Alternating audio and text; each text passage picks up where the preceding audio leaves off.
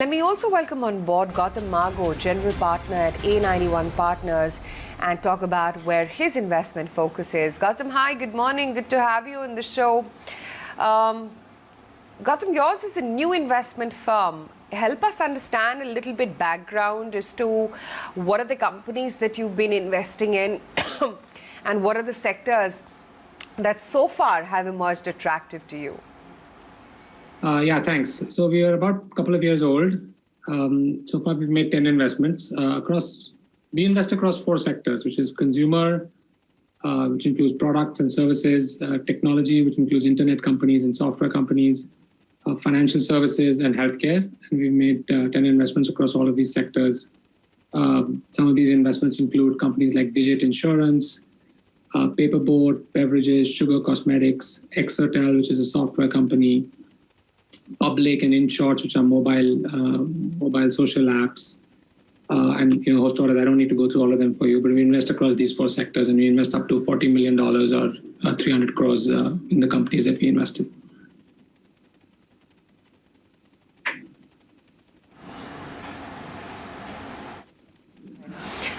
Gautam, given that one of your key sector of investments is consumer, and given that the entire face of the consumer industry in that sense has changed since the pandemic, wanted to understand firstly, before I get into your individual investments, as to what is your reading on ground as to how consumer patterns have changed and how companies a year into the pandemic are evolving themselves to try and adapt to this new world. And I think this is still an evolution, so people are still going through it. So it's not a done deal by any stretch of the imagination. And for anything else, I think it's obviously a somber moment and everyone is dealing with grief and stuff as well. So we should reflect on that. But if you think about what companies have been doing, clearly what COVID has done is pulled forward the digitization of India. And that is both in terms of digitization of consumers, but also in terms of digitization of businesses. And what we are finding is companies have had to be nimble, particularly those companies that sell online and offline have had to be nimble to improve and perfect their offerings as demand moves from one channel to the other. We think the future is largely going to be a very omnichannel world where you have to be present across all channels. And I'm not talking about the sort of dealing with lockdowns and restrictions and all of that. That's just a little bit more day to day.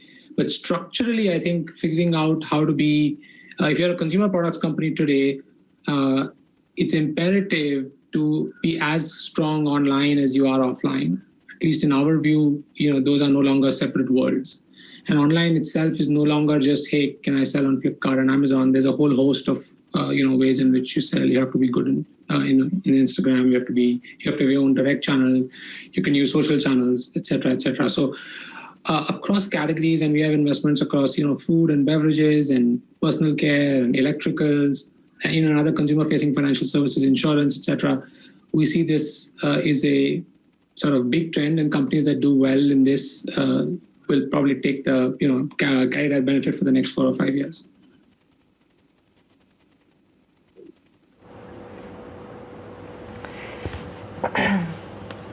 Sure.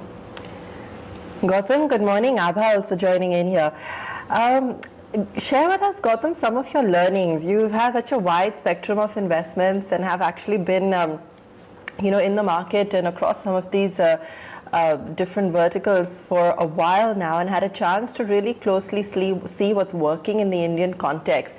Given also the kind of pace at which things are evolving, share with us some of the key learnings that you're also looking to take forward now, and not just in terms of pockets of activity or where perhaps investor interest is currently concentrated, but really why you feel certain businesses are likely to do better.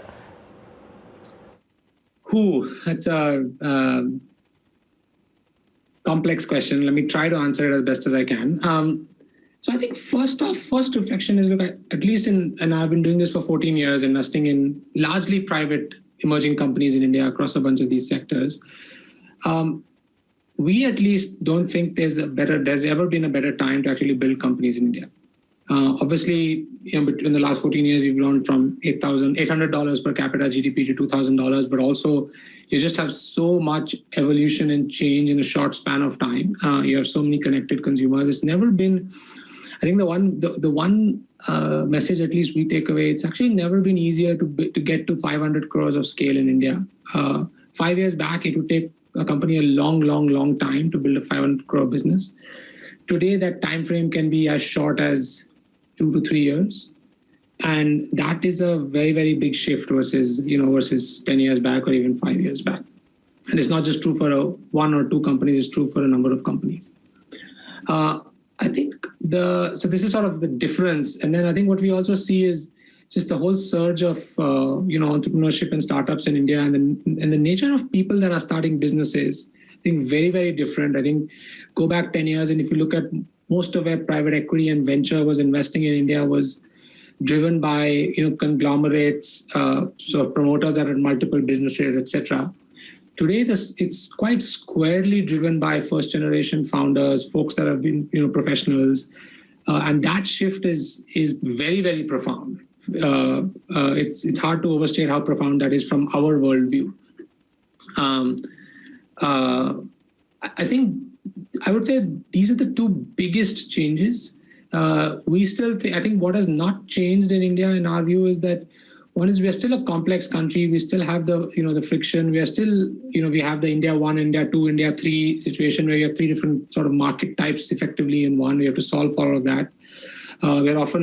Market sizes are often more seductive than real because it is difficult to access, consumers. I think that has not changed. It's difficult to sort of make a lot of money, profits in India. It is possible, but it requires some rigor. The sectors that continue to remain attractive, technology, consumer, financial services, healthcare, in our view, have always been attractive sectors. That has not changed. And then eventually, at least our belief, and maybe sometimes the private markets don't reflect this, but our belief is that the laws of physics don't change. Eventually, good foundations and good fundamentals of businesses sort of remain. And while today it feels like it's easy to raise lots of capital, that may not necessarily always be the case. And at least our sort of worldview is that those laws of physics haven't changed. Eventually, if at the end of 6 to 8 years, good solid businesses that have good unit economics, and even if capital market allows them the luxury of having EBITDA losses or burning money for longer than it normally would, eventually sort of the revenue and cost lines have to converge. So that's what's not changed. I sort of covered earlier what we thought has changed. It's never been a more exciting time from our standpoint, actually. We just look at the menu of opportunities we have to invest in, and we feel fortunate.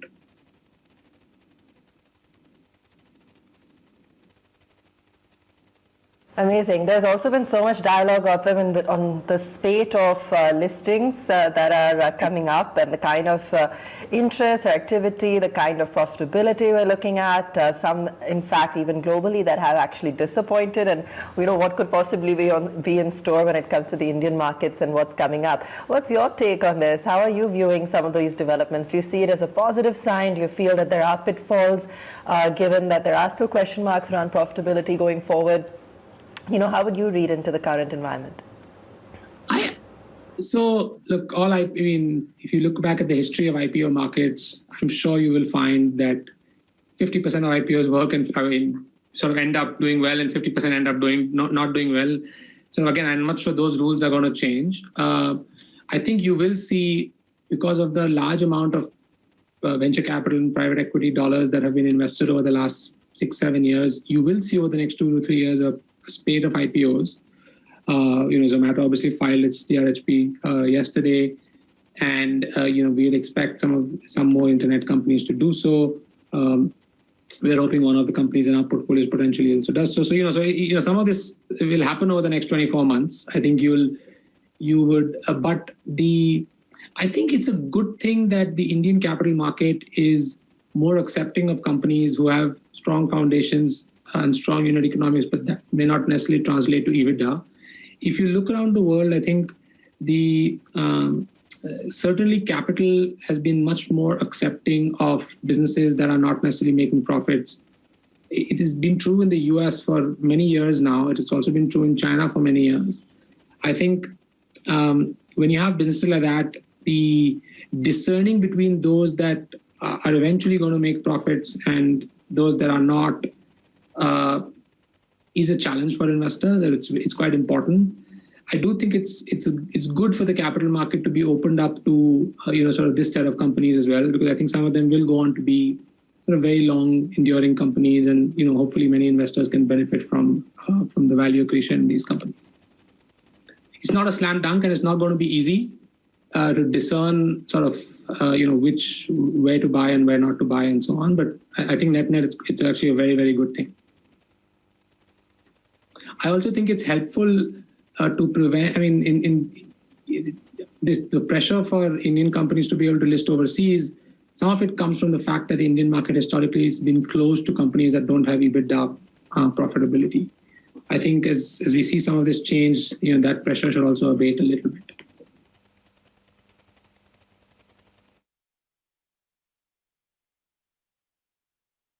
How much of your current investment you would say is in traditional companies? Everybody is now investing in the new age company, digital solutions, platforms, logistics, pharma and tech. How much are you going back to the traditional way?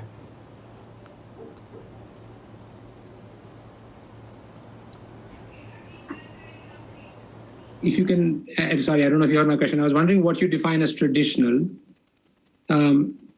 If you're asking industrial, manufacturing, those kinds of businesses, honestly, we don't know much about those businesses. We don't invest in those areas. So for us, the answer in those kinds of businesses is zero.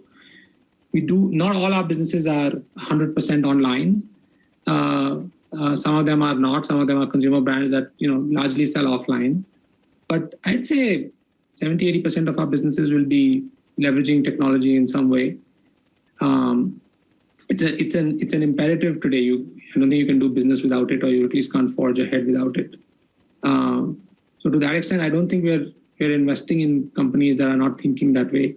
It doesn't necessarily mean that all business is going to be conducted online, but it does mean that one has to be aware of sort of what's the best and most efficient and fastest way to grow. I don't know if that was your question or it was something else, but if you're looking at really traditional stuff like industrials, infrastructure, manufacturing, we just don't know those areas. We don't invest in those areas, so I don't really have comments there. Where do you think fintech as a category is headed? Because you got NBFCs which are trying to become fintech, that is Bajaj Finance or some other old NBFCs, and you got fintechs which are trying to become NBFCs. So the disruptors are technology companies who are trying to start lending, and the incumbents are the NBFCs who are trying to become technology enablers. Where do you think things will settle? $1 million question, $1 billion question, maybe many billions of dollars question. Look, I think again, I go back to sort of at least what I outlined earlier, which is that the rules of physics and the fundamentals don't change. I do think that many of the companies that are digital lenders or digital consumer businesses that will have lending as sort of one of their offerings will end up doing well, as long as they underwrite well, collect well, they understand that they're in the business of lending. Lending is not giving out money. The real business of lending is underwriting and collecting money. It's very easy to give out money. And so I think the challenges are different. So the challenges for technology companies are to build those muscles, and those muscles are not easy to build. They take some time. Lending requires you to drive with one foot on the brake as well as on the accelerator.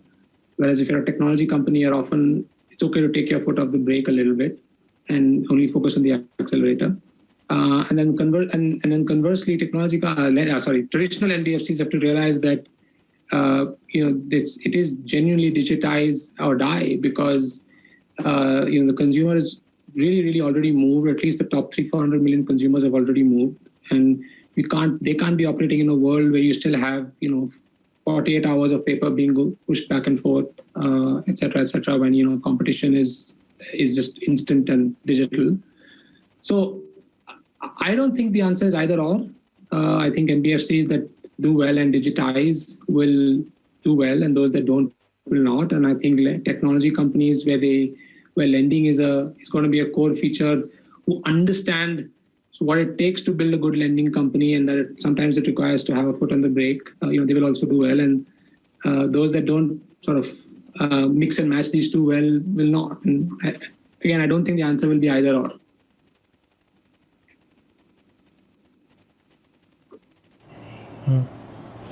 What I'm perhaps trying to gather from you is that if I look at big banks, they are no longer the most valuable financial intermediaries. Yeah. The market cap of JP Morgan versus the market cap of others, today there's a big change. Do you see a similar kind of a phenomenon happening where banks will start losing relevance and fintechs will take over? Or fintech in India will not become big, it is only banks which will be able to come fintechs? Yeah, look, again, if I had a definitive point of view, life would be easy. But I think let me say the following. I think the regulatory environment around banks in India is more complex than it is in the rest of the world. And it's not easy to start new banks in India. It has been, if you look at Europe, it's actually been quite easy for some of these new challenger banks or neo banks, as they're called. A lot of them have got banking licenses. So I think that, and the US has, I think, 10,000 community banks and credit unions, on top of which, a lot of sort of fintechs can be built. I think in India, the banking sector is still quite concentrated. And if you look at just the market share amongst the top 10 banks would control sort of a large part of it. And it's not easy to get new licenses. So I think as a result, that sort of complicates the evolution of what will happen. And I don't think, therefore, it's as easy to sort of form a point of view. I think I'd say a lot of it depends on regulation.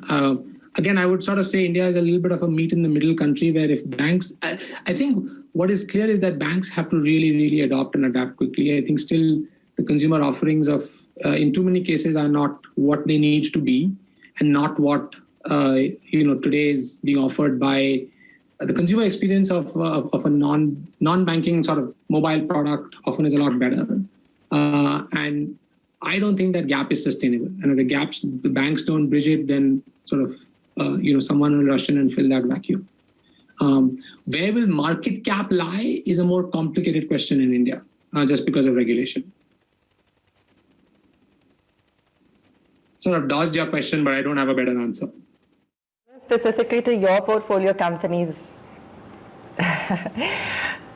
Gautam, coming specifically to your portfolio companies now, share with us which ones perhaps you would be looking at taking public, maybe not, even if not straight away, sooner rather than later. What's looking exciting? Which ones perhaps have suffered more on the impact of the lockdown and consecutive restrictions that we've been seeing with the second wave, and where you actually see things building up regardless?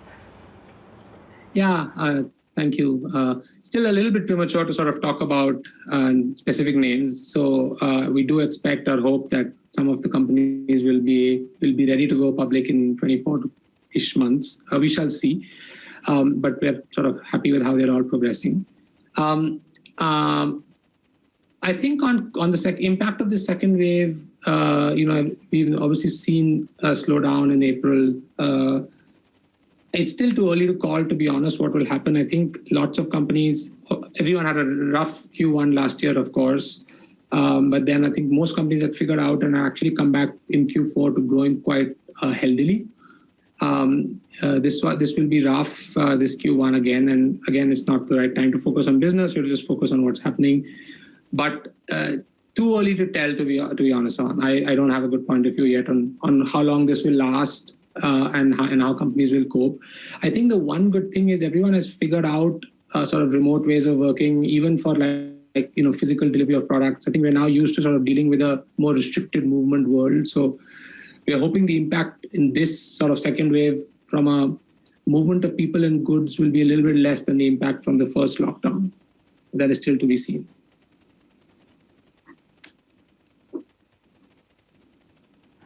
Gautam, has the process of due diligence changed somewhat for companies during the COVID era and post 2020, as one would describe it? We're still very much in the throes of it. Yes. Absolutely. I mean, it has to all be remote. So that's the first sort of was very, very big change. I think sometimes you need to talk to consumers remotely. When we invest in a company, we often do lots of conversations with consumers. All of that has to be remote. Some of the nuance is lost.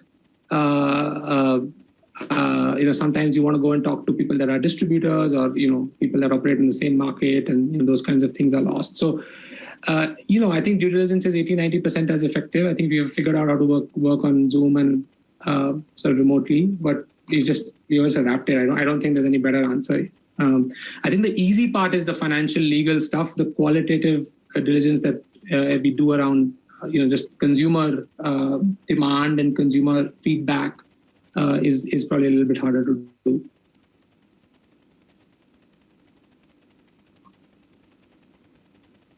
Okay, Gautam, as a fund that's sort of already raised the first round, 350 million just in 2019, and you're already invested across so many key sectors and companies. What's next for you? What is the kind of we usually talk targets when it comes to stock markets, but as a fund, what would be your outlook or where you're hoping to be? Let's say, as you mentioned, 24 months as some kind of a timeline with regards to exits, but anything else that you could kind of quantify for us in terms of what you're looking at over the next couple of years? Yeah, so look, we're not thinking about exiting any of our companies just yet. We invest in the 6 to 8 year time frame. So I think we are hoping that some of our companies may be ready to go public by then, but that doesn't mean necessarily we will sell or exit.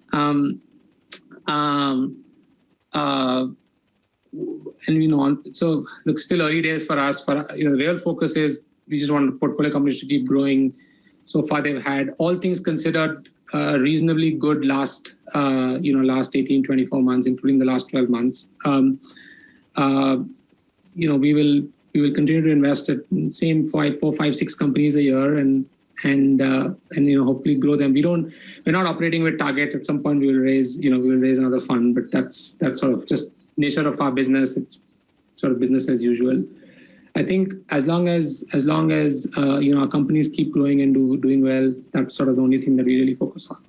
Again, a little bit of a bland answer, but that's unfortunately how life is for us. So we just focus on the companies doing well. Don't really have too many targets. I think we have the luxury of having the 6 to 8 year time frame. So what happens in the interim, we can sort of hopefully ride through.